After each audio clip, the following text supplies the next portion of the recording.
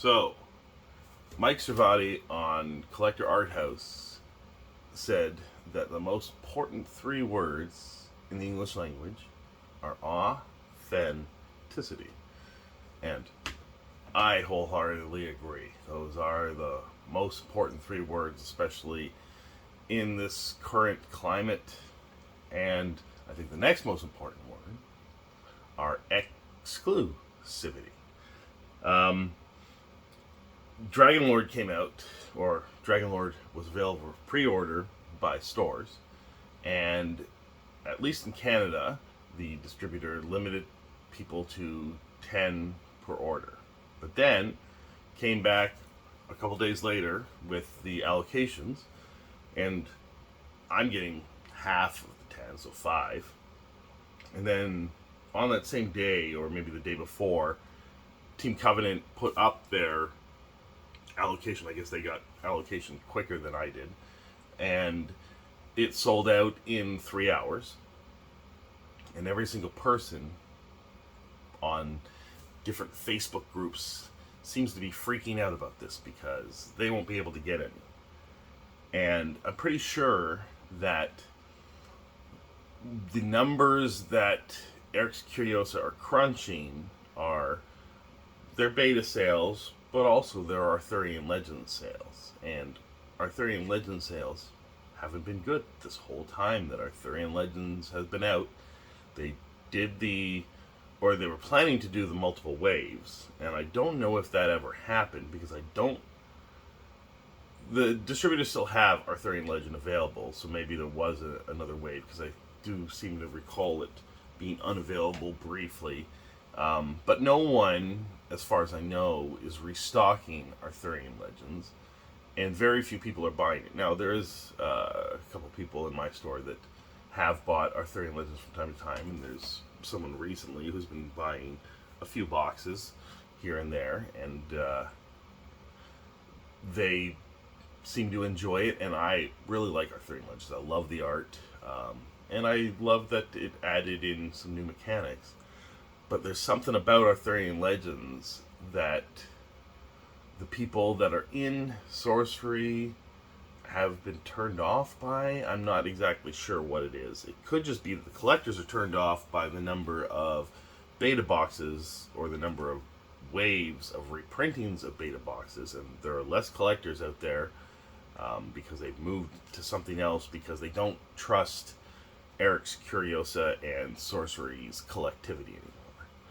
And now a lot of people on the Facebook groups, would deride the collectors who don't want more beta reprints, and the players themselves calling for as many beta reprints as possible because that's the set for players and alpha was the set for collectors. And a lot of people say a lot of things as if these are things that Eric's Curiosa said or that are self-evident, but a collectible card game has to be collectible, and when people perceive it to be less so or not at all, then they move to something that they want to collect because they want to enjoy collecting something that is collectible, and if they don't think it is, then they don't collect it. So I don't know whether this means that demand went down for sorcery overall, or if the demand is just down for Arthurian Legends, or if Arthurian Legends was printed a little too much, or if there were too many reprints of beta, and I don't know exactly what it is. It's probably the one set a year thing. I don't particularly think that is a winning strategy.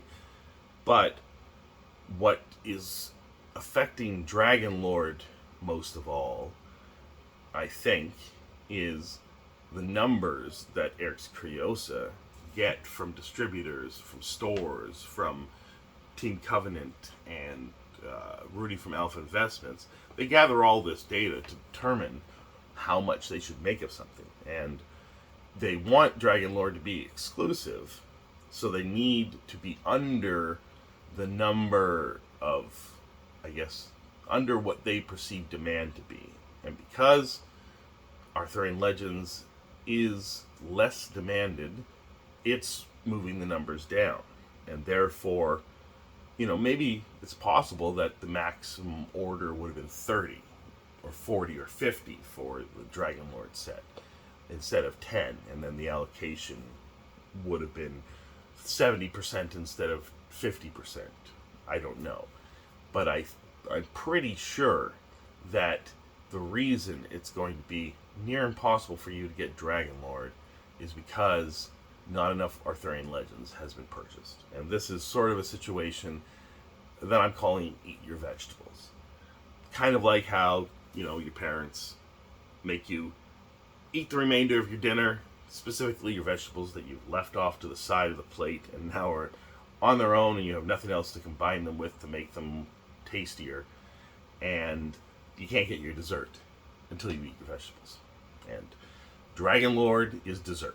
And Arthurian Legends are your vegetables. So eat your goddamn vegetables or you're not getting dessert. And I think that's kind of where we're at.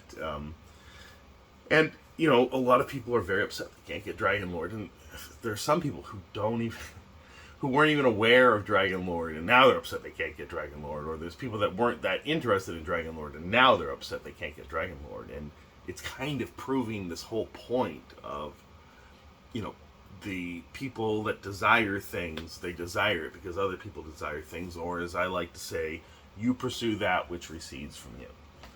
And that's what Dragonlord is, and now everyone is upset that they won't be able to get any, and they're, the cheap cardboard player army is upset, and they think that this will kill sorcery, and they also thought that not reprinting beta would kill sorcery. But what they don't understand and the collectors don't understand is there's sort of a balance. So we don't know whether Eric's Curiosa had a balance with beta reprints. We don't know whether they needed more beta out or whether they were just listening to people who were angry that they had to pay more and more for beta, right? And I don't think that they really should be listening to people. They should be listening to their numbers, so hopefully that's what they're doing. And I hope that, there's a lot of people who think, oh, there's going to be more Dragonlord later. I hope they're wrong, because I don't think that's good for sorcery at all. I think that would be the final nail in the coffin for anyone who thinks that the game is collectible if they suddenly up the amount of Dragonlord. As much as I would like some more Dragonlord, because I basically have to sell it to the players that have most often been either purchasing stuff or mostly playing in the store, and I may not even get one for myself, but I'd rather that than suddenly there's going to be more a month or 2 or 3 months, and they're just going to make another reprint of it, and then the value is going to go down, and more collectors are going to abandon ship. And sure, they'll be purely players, but that isn't what drives a collectible card game on its own. So I hope that they don't listen to people's outrage at this point.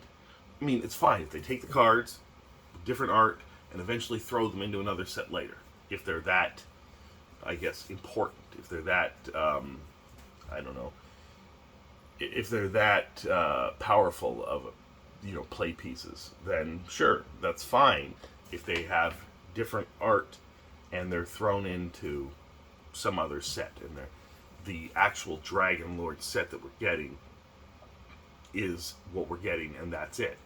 I think that is the best thing that they need to do, and they need to avoid, I guess, listening to the people that are outraged and upset about it, and try not to worry about whether they're liked, and try to more focus on what is good for the product that they put out now and in the future, what will drive sales and what will grow people's interest.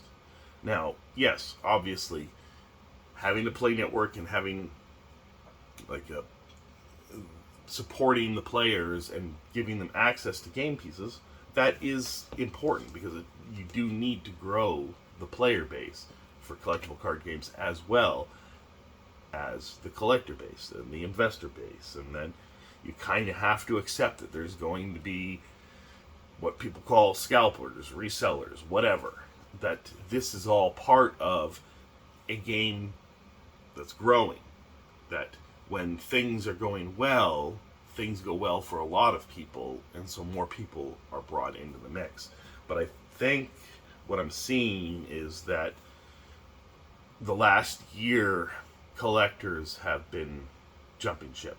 And I think Dragonlord is kind of the last chance to bring them back. So they got to keep it exclusive. That's what I think. Have a good day.